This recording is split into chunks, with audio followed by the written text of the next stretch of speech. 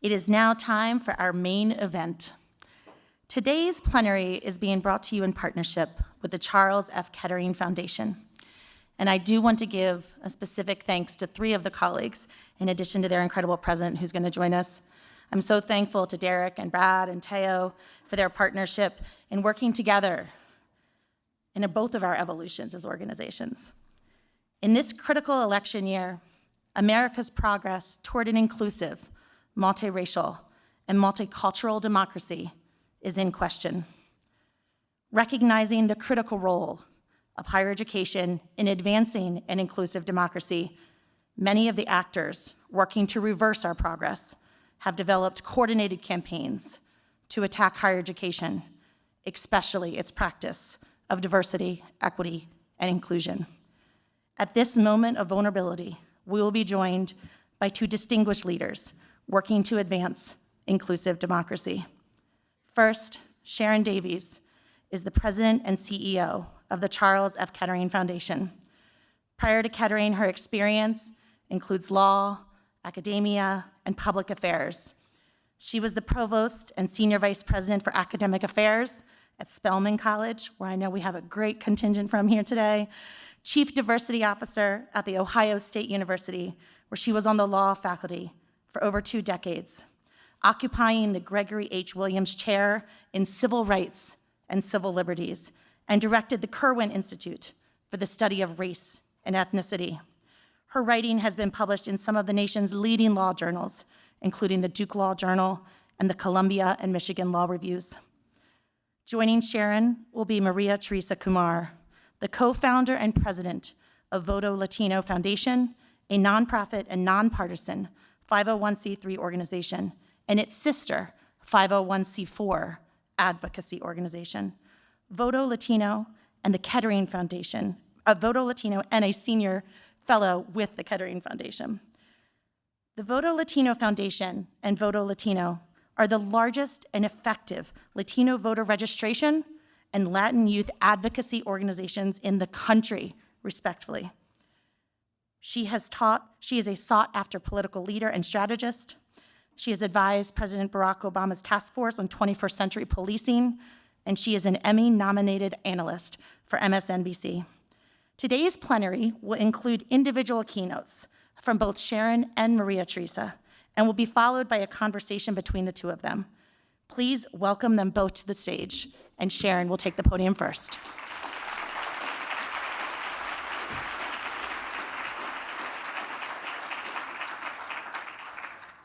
Thank you so much, Bobby. It's a pleasure to be here and a real privilege to be in this general session to kick off this conference with my friend, President of Voto Latino, María Teresa Kumar, and a valued senior fellow at the Kettering Foundation. I'm just going to jump right in. We have just a little bit of time with you all today and a lot to say. How do we see recent events targeting colleges and universities across the country? How can we make sense of those attacks that are happening right now? I want to say from the start that the Kettering Foundation is a nonpartisan private operating foundation that focuses on the health of democracy both domestically and around the world. We do not endorse or fund particular candidates, but we do pay very close attention to the kind of government behaviors that can and have constituted threats to democracy across human history. So I want to start by talking about what's happening on college and university campuses from a sort of 30,000-foot view, giving the broader context of what is happening in our country before speaking to the specific attacks on DEI and other things that Bobby just alluded to.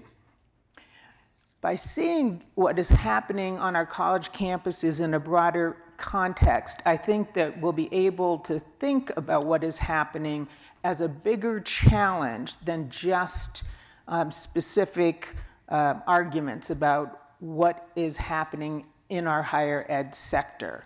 When authoritarianism is on the rise, as it is around the globe, according to Freedom House and other valued tracking institutions on democracy, it's quite common to see authoritarian government actors taking steps to diffuse and even extinguish public criticism and to delegitimize their critics. Now, who would that normally include? Folks like journalists, civilian or governmental watchdog organizations, private citizen dissidents or protesters who, in a working democracy, would enjoy the freedom to question the action of their government, and also academics like those who lead and teach on our colleges and university campuses, who would feel free normally to question the political decision makings or policies of their government and subject them to skepticism or even public rebuke if that is appropriate. In contrast, in authoritarian regimes, there are entire landscapes of methods that are used to quell or worse, ban critiques of the ruling class and to decrease critical resistance of those who are more likely to oppose the government's actions. So who would that include? People like our journalists. One of the fundamental components of a democratic society is the presence and protection of the role of the free press to be a watchdog on our behalf over the actions of elected and appointed officials, to hold them accountable to the people that they serve. In authoritarian regimes, it's common to see the state move against that kind of independence by installing friendlier propaganda arms to compete with their reports, or worse, to outlaw their unfriendly coverage. This can start in small ways and then escalate. For example, a term like fake news can be used to delegitimize such journalists. And once the journalists are labeled as fake, it can also be subjected to exclusionary practices or worse. Some of you may have noted that in the recent CPAC convening, CPAC denied credentials of entry into their convening to a number of media organizations, including the Washington Post. Now, I think all of us would agree that the Washington Post is a legitimate media operation, but they were told that they weren't media in the eyes of CPAC. They were denied entry as media, and they were told that they could buy tickets like any member of the public to come in, but they wouldn't be recognized as media. So we have to think about what can actually happen in a country to journalists in a climate where their roles can be denied so easily without a public backlash. Who else would be the targets of a government that is leaning towards authoritarianism? Citizen protesters, often minorities, marginalized populations, and their allies. We all know from our study of history that young people are frequently a part of movements to strengthen democracy, and as we saw during the Civil Rights era, or protests against the Vietnam conflict, or the disinvestment movement against South Africa during apartheid, young people were the ones who were pressing our government in those times. At a time of rising authoritarianism, protesters are often dealt with more harshly, and we can think about how protesters recently in our own country have come to face harsher conduct or criticism by some. Who else would be the targets of aggressive conduct? Whistleblowers and others who capture, and other agencies and organizations that are performing important watchdog roles for our society. Some of you will have read by now a project called Project 2025, which plans to jettison the independent role that is expected of our Department of Justice. That's the kind of move against a watchdog organization or branch of government that can take place in a time of rising authoritarianism. And finally, to come back to faculty members and academic leaders on our college campuses, we know that faculty are subject matter experts upon whom, in a healthy democratic system, we would expect to rely on for careful and robust analysis. They are the people that we rely upon to nurture students' critical thinking skills, to encourage them to share their ideas with others, to listen carefully, and to analyze the ideas of others contextually. In normal times, we would expect to protect the roles that are played by these faculty members and academic leaders and members of our university staffs. And we would do so under the concept of academic freedom, possibly tenure, and the guarantee of free expression. When those kinds of protections are threatened by the rise of authoritarianism, we will see a sign of the weakening of free speech guarantees, and that may signal a weakening of fundamental democratic norms and principles. My basic point is that when we see steps being taken to eliminate public criticism of the government, the ability of the public to criticize or question their governmental leaders across multiple sectors, we may actually be witnessing democracy on life support. And if we fail to understand the gravity of the moment or are lulled into not reacting as new normals are being set every other day, democracy can actually be lost. So let me turn my attention more specifically to recent events in the higher education sector. Is it under siege, and if so, for what purpose? With respect to the sector of higher education and what to make of it, we should remember that a central tactic of authoritarianism is the strategy of division.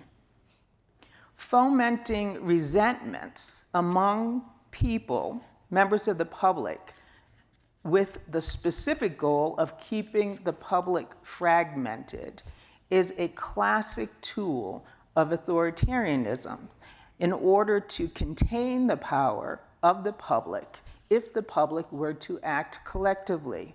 How would they go about it? By creating a boogeyman.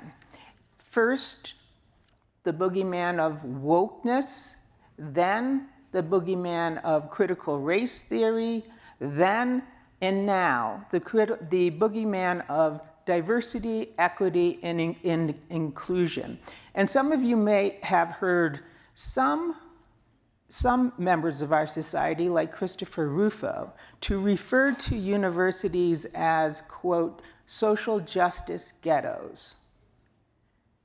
It warrants taking a second to deconstruct that phrase for ourselves, social justice ghettos. First, the image of our universities as ghettos. And second, what makes them ghettos is their focus on and attention paid to issues of social justice. Who pushes for social justice on college campuses? Independent scholars, students expressing their right to free speech, and staffs in roles that assess the institution's progress in making our campuses look more like the nation. So a few quick observations about this very aggressive DEI campaign underway. What do we know about it? We know that it is well-funded. We know that it is highly coordinated. We know its goals are to eliminate diversity, equity, and inclusion, offices and staff, anyone who would monitor or serve as thought leaders for diversity, equity, and inclusion. We know that it would ban training that is designed to build institutional diversity, to forbid diversity statements in hiring and promotion, and to bar the consideration of race, sex, ethnicity, national origin, and not only admissions, which was the subject of the United States Supreme Court last year, but also employment. So think, in particular, faculty and staff hires. We know that the campaign is highly coordinated and is moving very swiftly. The Chronicle of Higher Education is tracking the attack closely. As of last Friday, April 5th, 82 bills introduced in 28 states and the United States Congress just since 2023 alone. 12 of the bills have passed and are already law. 35 have failed to pass or have been vetoed or tabled for future consideration. We know that it is a highly partisan campaign, unfortunately, led by one of our two major parties. The flagship of Texas, UT Austin, is the latest victim of this campaign. You may have read about it in the Chronicle of Higher Education, that UT Austin just this past week eliminated all of its DEI positions, offices, and centers. And this is, unfortunately, a sign of things to come unless there is a pushback from this sector of higher education and other sectors that will be critical to meet the moment. At UT Austin, the entire division of diversity and community engagement has been eliminated, and it didn't help it, it didn't save it, to rename it from Division of Campus and Division of Diversity and Community Engagement to Division of Campus and Community Engagement. So we can't afford the luxury of thinking that just changing the names of the offices and the positions that are on our campuses today will be enough to stop this very aggressive campaign. A central tactic of authoritarianism around the world is the strategy of division, creating resentments as a way of seizing, consolidating, and maintaining power. Now, a couple of concluding thoughts of mine before I bring María Teresa Kumar up here. One is about the terrifying power of we. Democracy is the most potent form of governance when it comes to inclusion in the world. It is a system of government that's designed to be responsive not only to the preferences of the people, but one that recognizes and is respectful of the public's sovereignty. There's never been anything scarier to detractors of democracy than a robust concept of we. In the United States, our founding charter rightly began with the word we the people, and asserting their sovereign power of the people to ordain the nation and create its system of democratic government.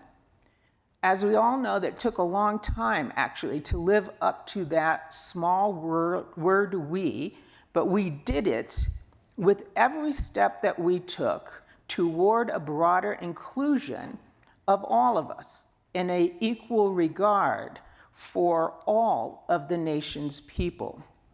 If what we are watching right now is the rise of authoritarianism, we have to be alert to the tactics of division that are being used today. And we have to be willing to fight myths and narratives that seek to divide the public. We may have a chance to talk about that some more. I just want to, in my remaining couple of minutes, to share these concluding thoughts. We cannot defeat the enemies of democracy without three things. The first is tapping that power of we and building alliances among those who understand the gravity of the threat that we are actually facing. those who understand that we are in a battle. And I understand that that word can make a lot of people uncomfortable, people that I admire. People who would rather use words that aren't associated with things like fight and war and so on. But I also want to recommend that we pay attention to the language that is being used by those who are behind the campaign that I have been describing. If you look at the Heritage Foundation's recent statement about seizing the moment to defeat DEI, you can recognize that this is a campaign that recognizes that it is in a battle. It's a battle of ideas. And so we didn't make that battle, but we have to be able to respond to it. Second is that we have to develop narratives that are supportive of democracy, that help our fellow citizens understand what is at stake. We've been slow to do that. Third is we must realize that while conversation across difference is important, conversations across difference will not save democracy from those who seek to consolidate and hold power over all else. The Kettering Foundation has a long presence in the field of conversation, deliberation, and bridging across lines of difference. We still believe in it. But we can't expect to have a conversation or build bridges with those who are intent to build walls, who prefer to take the pillars out from underneath democracy. And finally, I have to say that what is going to be required of us, both institutionally and individually, is courage. I often think about the quote of Winston Churchill when I think about courage. Winston Churchill said that the highest of human values was courage. He put courage among all human values as the highest among them.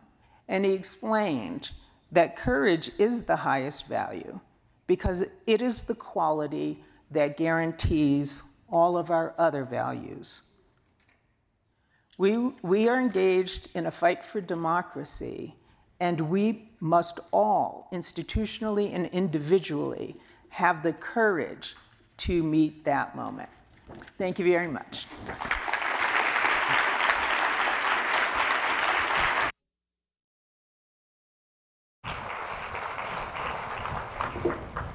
Thank you so much, Sharon. I'm of the mind to throw my notes out based on what you were just sharing with you, with the audience.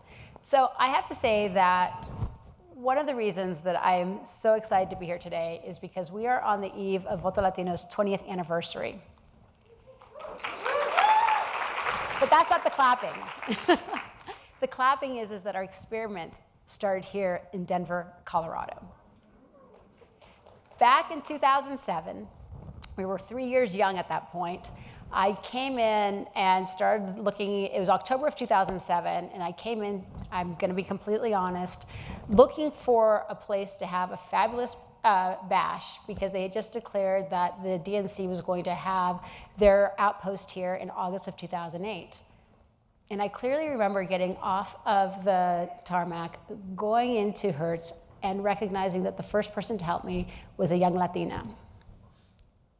And then I went in to get checked into the hotel, and the person that was helping me was a young Latina. The person that was helping me with the venue scouting was a young Latina. I went home that day, back to the hotel room, and I called my team, and I said, how many people have we registered in Denver? And this is important because we hadn't done any outreach in Denver.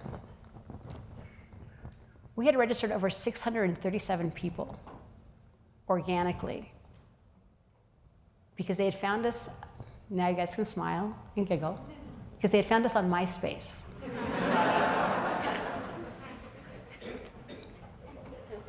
MySpace. We go way back. In MySpace, we were sharing messages of the importance of the Latino empowerment, of making sure that young people were driving the future of their parents. Because what was happening in Denver at the same time was that there was a congressman by the name of Tancredo. And he had decided that the way he was going to expedite his political career was to create show me your paper laws. And so the second question I asked my team was, how many young people are in the classrooms in Colorado? And it turned out that over a third of the classrooms were young Latinos. And then I asked, how many people are in city council, in the state legislature? And they're growing and growing. And I will cut the story short, but what was amazing to me, and it gave us the opportunity, was not only had we registered over 600 folks organically, but when I started to talk to people here and in Pueblo, Colorado, they knew Voto Latino. And so in November of 2007, we said, let's make an experiment here. We partnered with local organizations. We partnered with local college campuses. We partnered with DJ Chones. And we said, what happens if we actually bring a program that meets young people where they are and gives them their political empowerment? By February, we were going into different DJs, we were going to different clubs, and we were registering, I kid you not, we were registering 60 to 70 to 120 young people an hour at these clubs, because no one had talked to them before.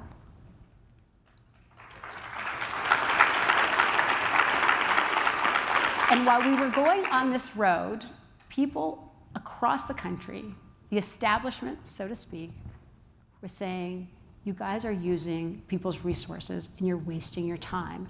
Colorado cannot be flipped. Colorado is not purple. Colorado is the next decade. And we just continued doing our work with local partners, incredible leaders. Joelle Martinez, who now runs the Latino Leadership Program here, was my deputy, and she did a fabulous job. And I can tell you that by August of 2008, the same people were saying that this was not flippable. They started looking at the roster of newly eligible voters and said, damn, I think Colorado is flippable. In August of 2008, they declared it a swing state. But it became a swing state because we grew the base of voters, talking to individuals and explaining, if you do not like the policies that target your families, get in the game. Because often what I hear is that people want to resist. And I am completely of the opposite mind of, no, we have to occupy. We have to occupy the voting booths. We have to occupy legislators. We have to occupy the boardrooms. We have to occupy media, because look around and look at your colleagues. Look around, don't be shy. I've been doing this now for 20 years, and I have to say, every time I enter these rooms, they become much more representative of America, of a multicultural America. Suffice it to say, one of the things that we learned in 2008 was that the critical person to make change in the Latino community was a young Latina. They were the ones that were navigating America for themselves, for their families, for their siblings, and they were often first generation. And so, Colorado holds a special place in my heart because we exported that everywhere. In 2010, folks declared that Latinos became the second largest demographic of Americans. We were responsible for 52% of the growth in this country, not by immigration, but by births. And so Voto Latino did something slightly different than most organizations when it comes to politics. We looked not just at the static number of eligible Latino voters in that day, we looked at the dynamic number about to hit possible voting age. In a place like Georgia, Voto Latino realized that in 2010, Latinos were less than 2% of the population there. But they were 16% of the classrooms. In a place today, when people say, why are they attacking Texas right now with DEI? I always say, follow the numbers. Texas classrooms right now, K through 12, are over 75% kids of color. This is no accident that our very Americanism is being questioned every single day. The most underreported fact about the Shelby County versus Eric Holder and the gutting of the Voting Rights Act was that Shelby County had experienced over 200% growth in the Latino community in the previous decade and 95% growth in the African American community. If you were to look at every single jurisdiction that followed that tried to prevent access to voting, it had experienced at least a 90% increase in the Latino population in the past decade. There were forces very clearly preparing for today, when young Latinos were finally going to be the second largest demographic of Americans. This is not by accident. And if you're all weary, are you guys weary? Are you a little tired? Oh, you guys are so tired you can't even agree. If you are, I want to thank you.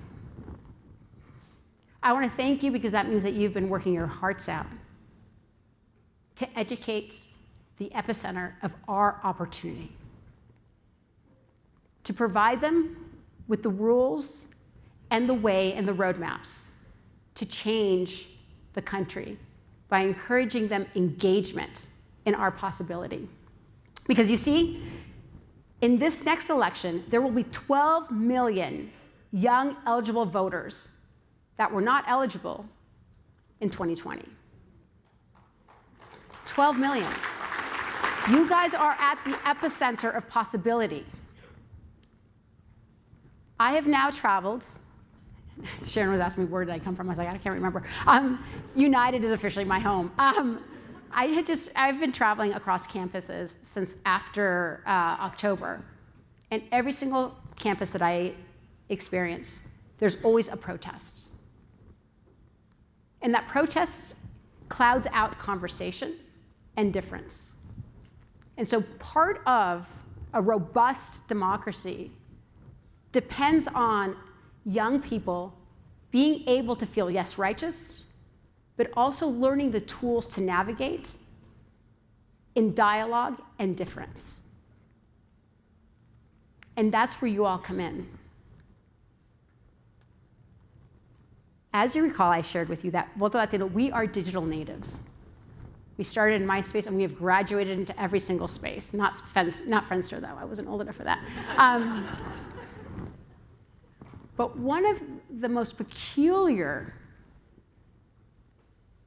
propaganda machines that I have seen that is new on the horizon from Facebook and Instagram, disinformation. In 2016 and 2020, the disinformation we saw on Instagram and Facebook was based on access to voting. In 2016, it was literally ads targeting young Latinos and their families in Spanish, telling them that they can go ahead and vote by texting with a picture of Hillary. That was the disinformation then. The disinformation now, coming primarily out of TikTok, is encouraging young Americans to be ashamed of being American. The anti-imperialist messages that they are receiving at scale is encouraging them to believe that the system does not work. I will share with you just one example. In September 11th, this past year, there was a trend going around where young women that normally opine on makeup started reading portions of a letter to America by Osama bin Laden. And in their lecture and in their conversations, they were siding with maybe he was right. This demonstrates a lack of context, history, understanding, and then taking a step back of why would nefarious actors be so interested in making us ashamed of being Americans? Because we can look at our history and completely be aligned, well, most of us, that we have been imperfect in our past. But it is because young people have gotten in the game that we have possibility of a future. You see, in 2018, young people started eclipsing baby boomers. In 2018, a multicultural America came together and said what was happening at the time at that White House, said, no way. We registered, we voted, and we occupied the US House of Representatives, so that in the first time in our history, our 240-year almost history, for the very first time, that House of Representatives looked more like America, more like our possibility. The most women, the most people of color, the most Muslim Americans, the most veterans. And it was one of the youngest populations. And so when people try to say that DEI does not matter, I point to the House of Representatives. Because collectively, those diverse perspectives brought together 400 pieces of legislation that spoke to our values. It was the most comprehensive blueprint for Americans' wish of the 21st century. It doubled down on climate change. It doubled down on making sure that there should be gun reform. It doubled down on codifying Roe versus Wade, making sure that people did not judge who you loved and cared for. 400 pieces of legislation that got stuck in the Senate. And so Americans, we got to work, we looked at what was the barriers, we registered, we voted, we ran for office, and in 2020, we did it again. And this time, occupying all branches of government, and for the very first time, we have receipts to prove it. In 2022, when people were saying that we were going to have a red wave, our organization said there's not a red wave because there's plenty of moderate, independent Republicans, men, who do not feel comfortable with their daughters having less rights than their mothers. They do not feel comfortable that we are trying to decide who has access to the voting booth. Because curiously, what happened right after a fair and free certified 2020 election by all 50 states, January of 2021, over 300 pieces of legislation went across ruby red states trying to prevent young voters in particular from voting. In Texas, we actually had to file a lawsuit because they said that if a young person in a temporary address registered to vote, it was invalidated. That's code for if you live in a dorm, you cannot register to vote unless you're in your permanent address, which could be 100, 200, or a different state.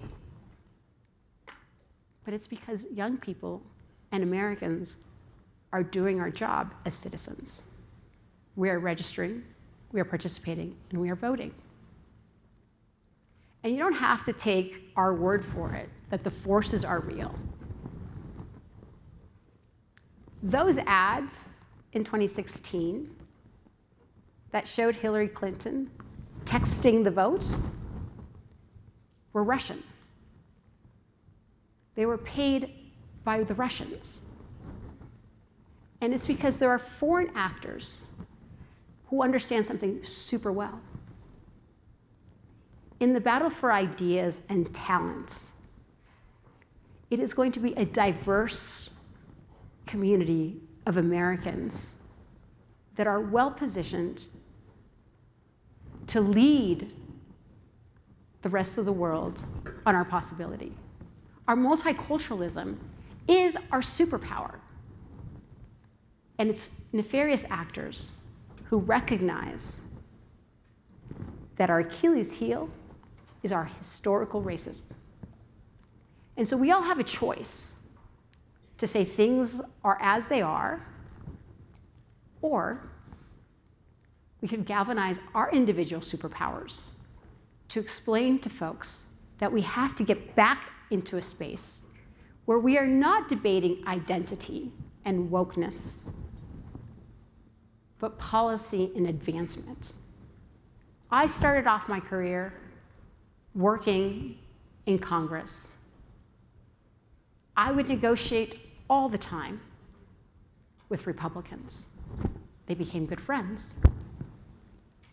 In this journey of anti-democracy, I have made more friends among Republicans who share the same concern as I.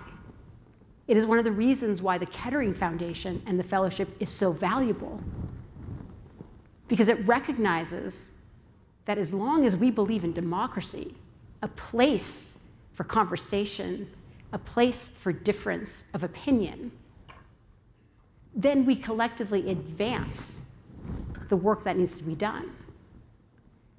But the moment we step out into an autocratic sandbox, the opportunity of America becomes diminished. And our leadership becomes diminished because we are an absolute experiment. There is no other place on the planet that looks like us because it's our superpower. And it's messy and it's hard and difficult, but we're also adults. My daughter is 11 years old. She's in 6th grade. She represents the first generation of a multicultural minority majority. If you were to look at kids in the classrooms and I'd ask you, what's the #1 ethnicity in the United States right now among school grade children? Can anybody guess? It's my daughter. And that is because she's Colombian, South Asian, Jewish. The majority of children right now in our classrooms are multicultural. The second largest are Latino. The water's warm. But we have to ask ourselves as we're sitting here, each of us are ancestring for the future already born. We will be asked, what did we do in this moment? And I remind you that we're tired because we won in 2018, in 2020, in 2022, and I know because we have 12 million more waiting out there, needing us to help them explain the system that it works, that we can win and forge our future for the 21st century together. Thank you so much.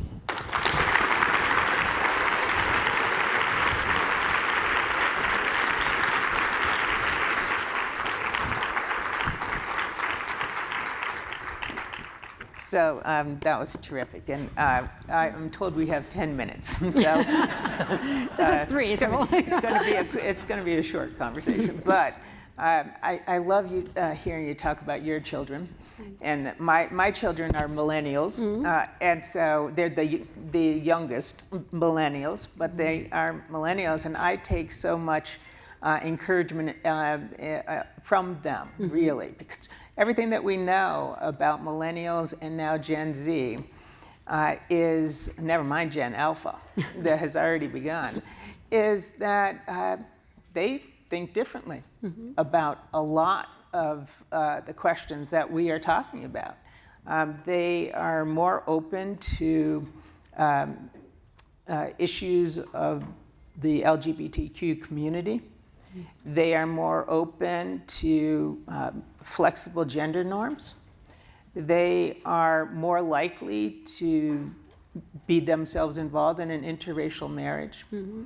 And so like you, when I was born, it was actually a time where it was very unusual to be the child of an interracial marriage. And in fact, it was still prohibited by law in a number of states, including the state where my father, an African-American man, was born, and so of South Carolina. And so I watched and thought a lot over my own life about how important it was for us to keep our eyes ahead of us to a time when we could actually reach a space that was more accepting of the nation that we were becoming. So like you, my children are part African American, Irish American, and Jewish. And it's not, the multiracial group of young Americans is growing rapidly in the United States. And as you point out, it's births. You know, a lot of people think about the growing diversity of our country, and they think immigration, but it's births. 2011 was the first year where more non-white babies were born than white babies, and that it has been a reality for our country ever since. So part of me is very optimistic about what happens in our country just because of the demographic math. So I'm optimistic with the demographic map as long as we provide them with access to education and access to upward mobility and access to the vote. It is not by accident that the majority of places that are preventing the vote happen to be the most diverse group of Americans that didn't exist 10, 15 years ago. And I think that we have to be very clear that if we believe in a democracy, that democracy is only as robust as much as we nurture them. And young people today, like you were sharing, Sharon, I don't have to convince them that climate change is real. I don't have to convince them that women should have agency over their bodies. I don't have to convince them that people who have been paying taxes for 30 years and have lived here and created community need to provide pathways to citizenship. What I do need to convince them, though, is that the system works. And when I say that there's anti-American imperialist targeting right now happening at scale disproportionately on TikTok, the messages they're getting is that the system doesn't work. So their idea that they would opt out is increasingly real if your programs do not exist. Because now we can tell them that the system does work. Just today, the president announced another batch of loan forgiveness, billions of dollars. For the person that says, well, is climate change real? What are we doing about it? Again, because they voted, we have the biggest investment, not just in our nation's history, but in the world when it comes to climate action. For the folks that were concerned because of the proliferation of school deaths because of shooters, the administration opened up an office of gun reform. Is that enough? Absolutely not.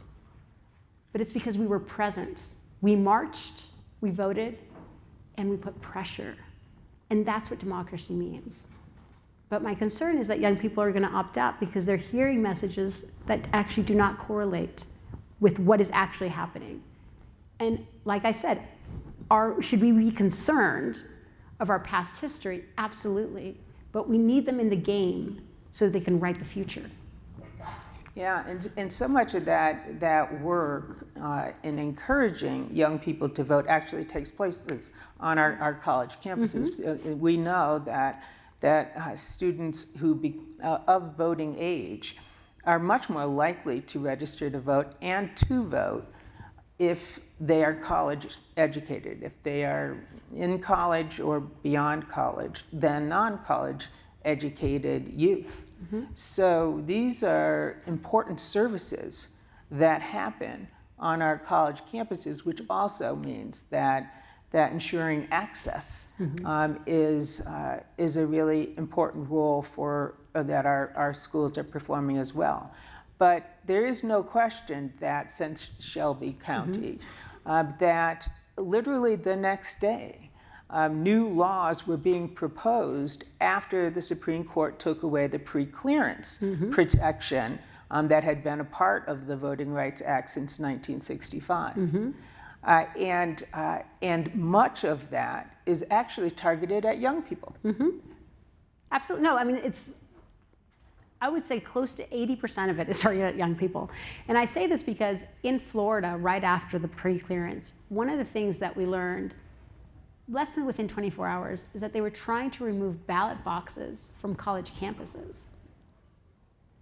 In places even like on the outskirts of Kansas, they had one polling booth in the densely Latino community that was very young, and they moved that polling booth so that then people all of a sudden had to drive close to an hour to get to the next one. And again, at this point, we should not care what our political stripes are. What we should, though, be incredibly angry at this idea that people are trying to change the rules for a generation that looks vastly different from a generation before. Because if we are not excelling at the best of our abilities in our democracy, it's not that we would become an autocracy overnight. It's more that we would be a democracy on paper. My family is originally from Colombia. Colombia, outside of the United States, is the second longest running democracy in our Western Hemisphere. Do you want to know the most dangerous jobs of being in Colombia?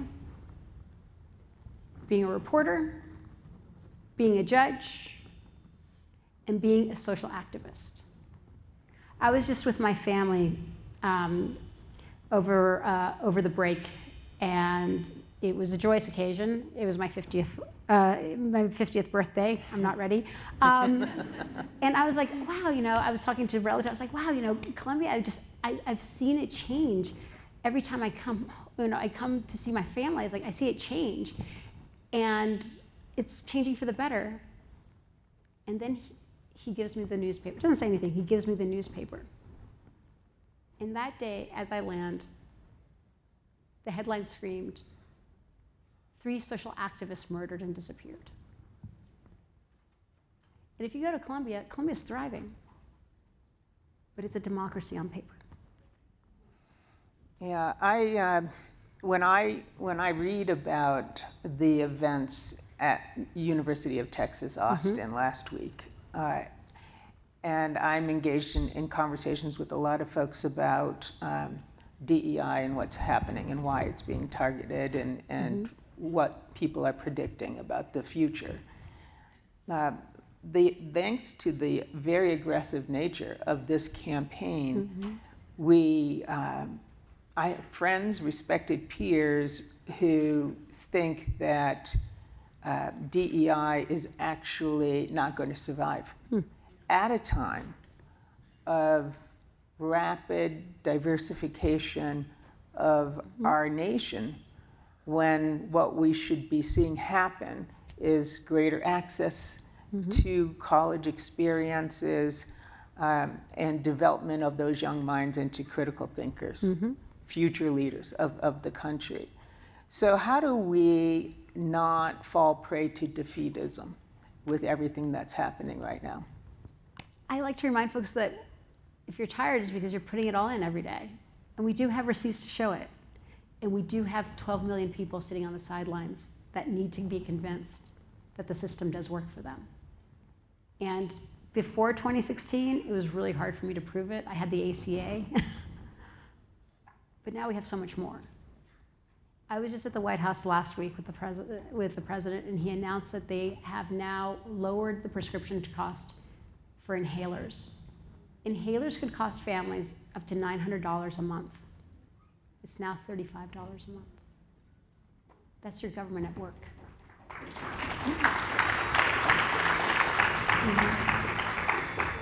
Time. Our guy says time, so we're going to have to end it there. And Bobby, I think, is going to close us out. Thank you. Sharon and María Teresa Kumar, and our incredible partners with the Charles F. Kettering Foundation. This is just the beginning, folks. It is going to be a busy and impactful few days.